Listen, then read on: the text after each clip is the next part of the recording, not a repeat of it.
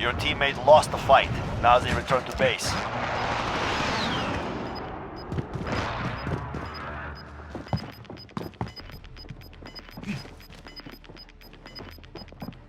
Gas is closing in. Relocating the safe zone.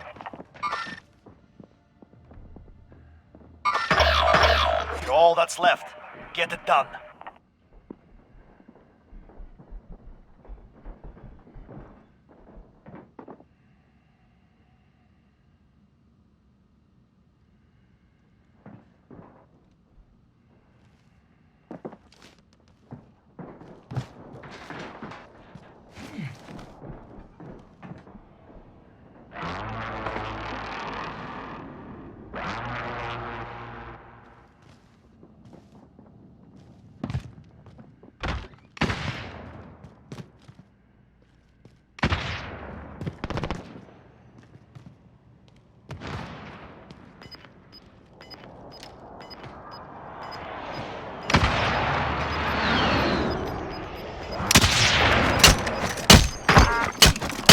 Losing ground.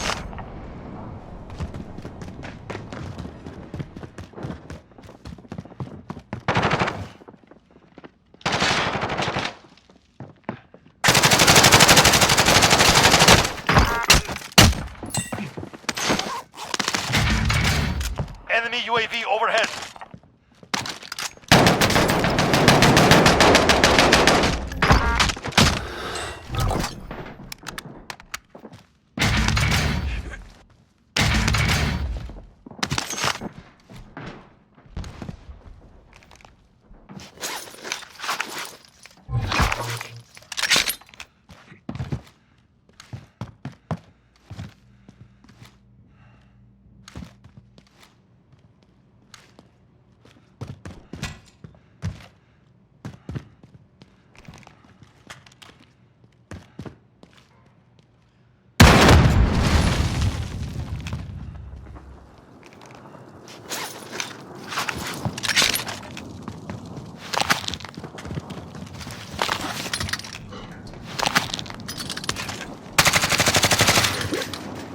Precision airstrike. Get down.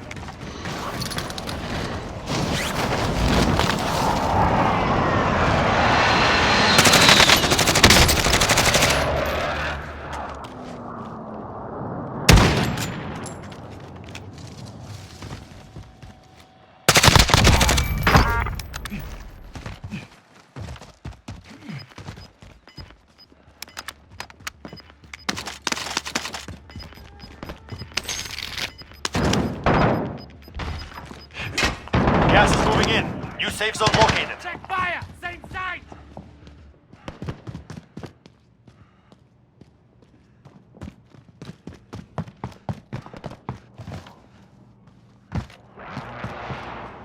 Friendly drop back on the way.